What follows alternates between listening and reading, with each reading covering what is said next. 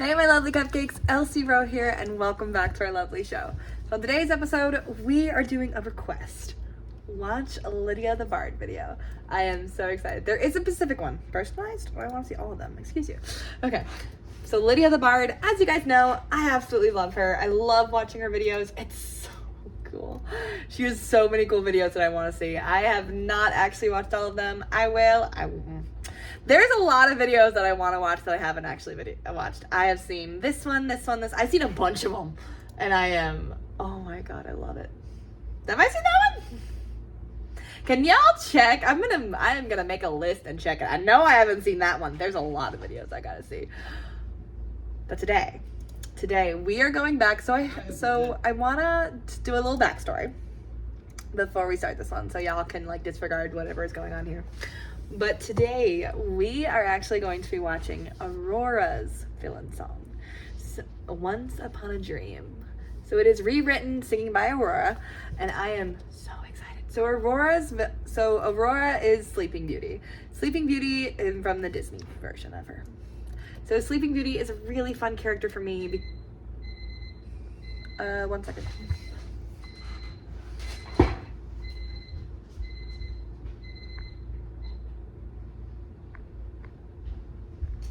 Okay, I'm back. So Sleeping Beauty is a fun character for me because, so fun fact, I was actually named off her. So my name is Ro, but my sisters growing up used to call me Rose. And Sleeping Beauty's full name is Aurora Rose. So my sisters actually named me after her, and the little girl in Balto too. I'm Ro now, but I still consider her my princess. Mostly, it's also kind of a fun little thing that my sisters loved her so much that they named me after her. That's pretty special. Yes, I am a little sister. Yes, I am the youngest. I'm a little baby. What can I say? But I am so excited to see this. So there is a story for me to read, and I am so excited. Also, this one is not an animatic. This one is a cover, and it's just Sleeping Beauty looking gorgeous, Aurora looking gorgeous, and the lyrics of Lydia the Bard singing it. I am so excited. As always, go check out the original video. I have liked it. I will link it down below. You guys will all be able to access to see it. Now, let's read the description. This week's princess turned villain is Aurora. I feel like she doesn't get much attention, so it's her turn in the spotlight. I could not agree more. There needs to be more Sleeping Beauty content. Story. This story follows the event of Maleficent. Oh! So this Sleeping Beauty also focuses on Maleficent the movie and the recent remakes of Sleeping Beauty. Oh, Maleficent is so cool. Oh my gosh, I'm really excited. Okay, so Maleficent, I can't pronounce her name. This terrifying villain lady was the big villain in the movie, and she got a remake where in the remake of the movie, they actually had her become much more of a mother figure to Maleficent. Maleficent became more of a mother figure to Sleeping Beauty by the end. I don't know if they're going to follow that, but that is essentially what happened in the remake. For now, let's dive back in. We all know how the story begins. Aurora received a curse that would send her into a deep sleep on her 16th birthday. She was sent away from home in an effort to prevent the curse from coming true, and was raised by 3 fairies in the woods. Lonely and bored, Aurora would regularly sneak away and spend time with another fairy she found in the woods, Maleficent. They spent many afternoons chatting as Maleficent provided a safe haven for Aurora to escape to. The two quickly grew a deep bond and became like family. Eventually, Aurora's curse was set in motion on her 16th birthday. After being led to the castle, she pricked her finger and fell into a deep sleep. Maleficent, in an effort to break the curse, kissed Aurora on the forehead, and she awoke as the kiss was one of true maternal love. So yeah, that's pretty much the basis of the first movie, of the remake. This is where our story takes a turn. Just as Maleficent and Aurora were leaving the castle to return home, an arrow struck Maleficent in the chest, shot by Aurora's father, Stefan, I think is his name, the king. Fear of those more powerful can make you do awful things. So true, homegirl, so true. Maleficent died in Aurora's arms. Struck by grief, Aurora ran to the moors to hide away from the world, swearing she would avenge her fallen friend. Eventually, if left to fester, grief can blind even the purest of souls. Aurora swore she would have her revenge and began plotting, blaming the king and his people for the unwarranted hatred they had for Maleficent that eventually led her to her death. She spent the next few months learning how to cast spells and curses as Maleficent did. The creatures in the moors would assist her with her goal.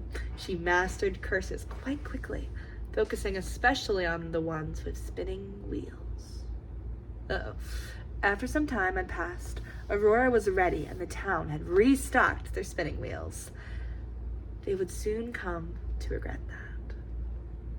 We meet Aurora as she walks through the town, singing her cursed lullaby, compelling the townspeople to prick their fingers and fall into a deep sleep, one they won't wake from. Hope you enjoyed. Come back next week for another princess turned villain.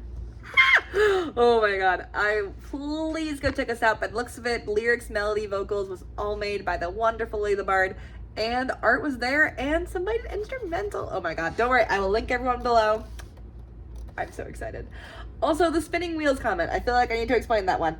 Well, in Sleeping Beauty's story, the reason what caused her curse, besides her being cursed by Maleficent, so she had to turn 16, but she wasn't gonna die right away when she turned 16.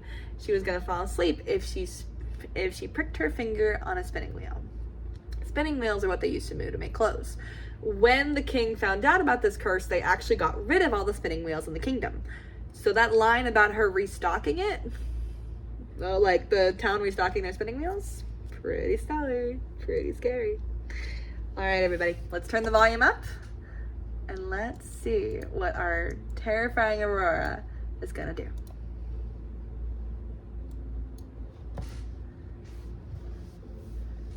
I don't know if you guys can hear it. I'm gonna make my future self mad.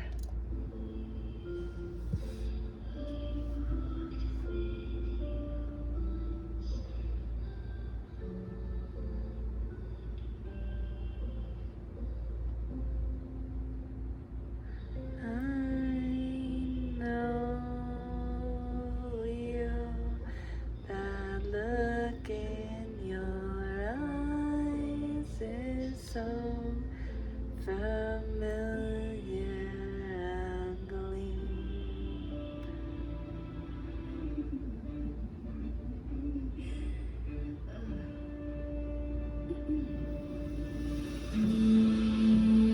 Needles prick, and your thread of life is a fine cut.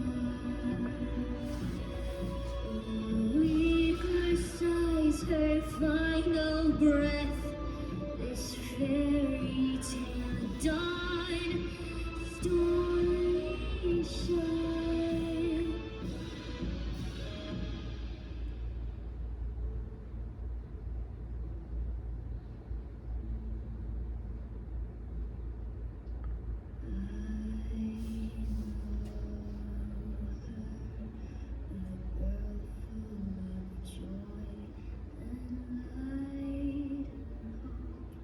Baby girl.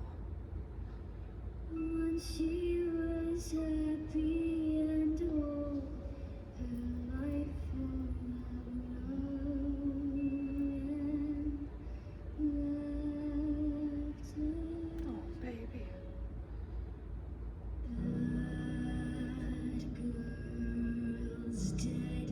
She died long ago. Laid in the ground. Ah, shit.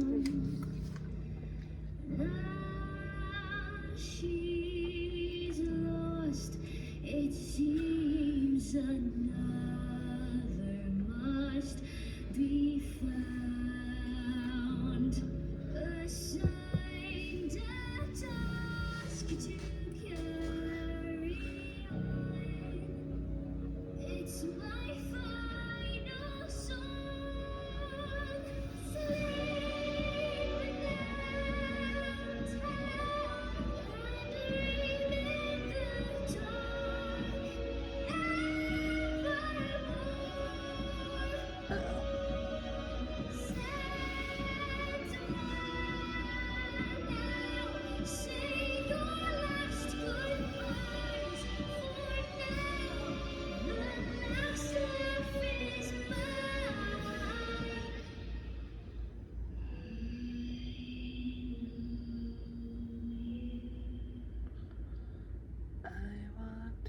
you once upon I know this is hard to hear, but it's important. I know you, the gleam of your eyes is so familiar at these, and I know it's true, and visions of sound as they ring. But if I know you, I know what you'll do. You'll love me at once, the day you did once upon a dream. I also recognize I messed up the lyrics. But wow. Whoa. Okay, so I can definitely tell, I mean this in the best of possible, this is one of Lydia the Bard's earlier songs. You can tell by kind of how her voice shakes a little bit and the story is more fragmented. But I'm not even the story's pretty firm, but the lyrics. Oh my gosh. So I'm gonna talk through it a little bit, mostly because this song is more of a creepy lullaby, which honestly fits Sleeping Beauty pretty well. There we go. I don't know why I was taking so long to edit. I'm just like imagining, in the description, it said that Sleeping Beauty, when she sings this song, she's just walking through the town. I'm imagining the end credit, one of the lyrics, not the lyric, there's a scene in the original Sleeping Beauty where when Sleeping Beauty's finger got pricked, all the three fairies all casted a sleeping spell on the whole kingdom to make everyone fall asleep, so that way when Aurora woke up, she wouldn't be by herself. Which is sweet, but also all I can think about is Aurora walking through that town, and now she's making everyone fall asleep, which I think is so cool.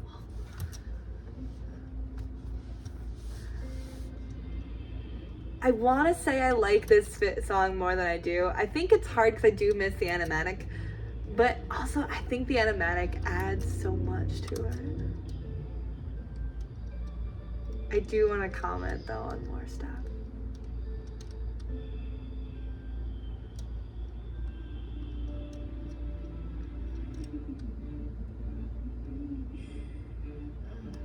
Ooh, I don't know what Lydia the Bard does, but when she does that laugh and that sigh, she does that a couple of times in some of the videos, and every time I get goosebumps.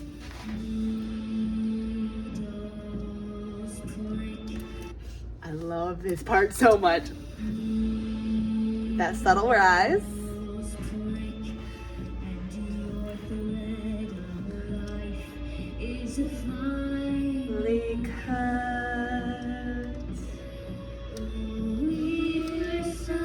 Her final breath, this fairy tale died. So she's just watching, so she's walking through this town, just watching everyone die from the same curse that was put on her. And now she's reflecting on what her life used to be. Because before they took away Maleficent, she actually was living a pretty good life. So here she's talking about what she had. Because she was really sheltered before this. Because she was just happy.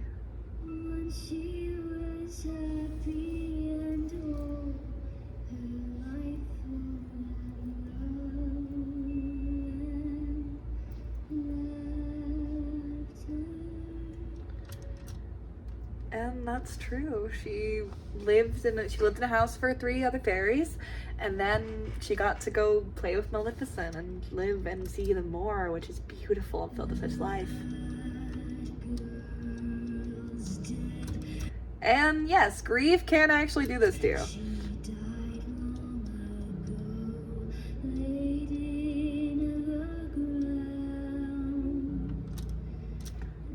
I think that lyric, it is referring to Sleeping Beauty, but I do think that one lyric is actually referring to Maleficent, which I feel like, or it could be both. I'm gonna say that because I like the idea of when Maleficent was shot, that Aurora took her back to the moor and buried her there. And now she's singing about herself. She's lost, it seems another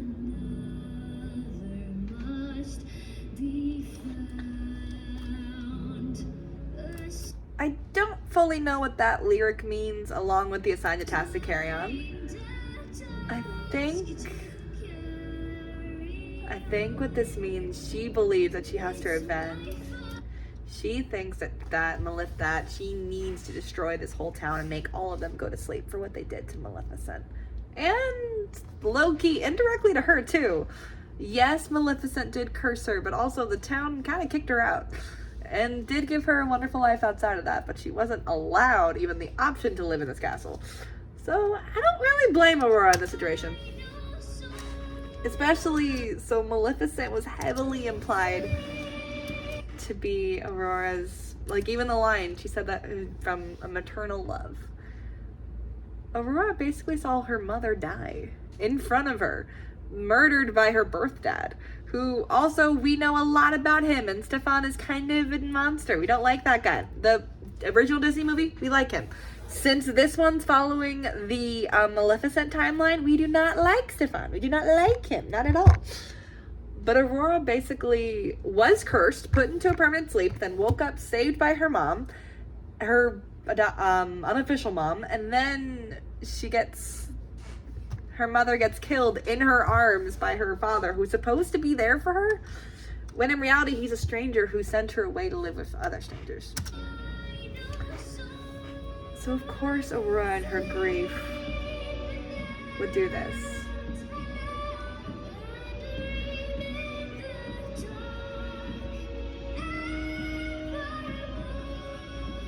So she basically put the same curse that Maleficent put on her and put in the town. But no one's gonna save them.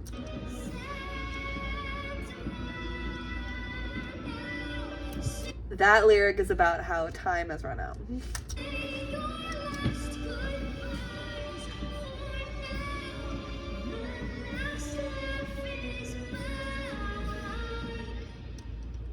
In this case, I really don't blame Maleficent. I really, really don't blame her. Not Maleficent. I don't blame Aurora. In this case, everyone took over. Everyone basically made her a pawn. Like they shut her away. Then when she found a safe haven, they destroyed that safe haven. Of course she's gonna react and just rage and fury, and I don't blame her at all. I do like this song. I wouldn't say it's my favorite, but I really do like it. I would love for Lydia the Bard to come back to it and re-sing it, maybe give us an animatic, but also, just as it is, it's really creepy and really gorgeous, and I love that. Especially, I gotta talk about these little details with Aurora with this picture of her. And I do need a boogie. So as you guys can see, Poe is not in the background today. He just got a haircut, and I did get a text from his groomer that he's ready to go.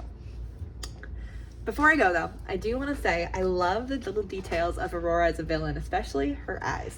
So I don't know why the picture is kind of pixelated a little bit, but her eyes, as you guys can see, are bright green, which looks like Maleficent's skin, Maleficent's power. All of her stuff was always either bright green or bright purple. The reason why I love that, especially for Aurora, is A, it's cool because now we're seeing her use her powers from her mom. But also, Aurora's eyes, look at the merchandise of her. Look at the game, look at all the stuff for her. Her eye color is super inconsistent. In the original movie, her eyes were purple. In the live action, I think they were blue or brown. But in the original version, her eyes were purple, which I thought was the coolest thing growing up. But also, purple is another color that Maleficent used a lot. So now seeing this Aurora, OG Aurora, with green eyes instead, bright green eyes like Maleficent, I think that is a beautiful tie. I also love the idea, I love the fact that she's not wearing her tiara, she didn't dress up like that, she didn't embrace the king, she embraced her mom. She embraced Maleficent, her adopted mom. I don't know where Aurora's regular birth mom is. I feel like she died in the movie, I don't remember. But she still has her black headband that she had when she was younger. She has this black choker and these little spike thingies that look very reminiscent to Maleficent. So I just love it. So we are now going to listen to this last little beat, and then we are going to head out. Most replayed. Okay, let's see.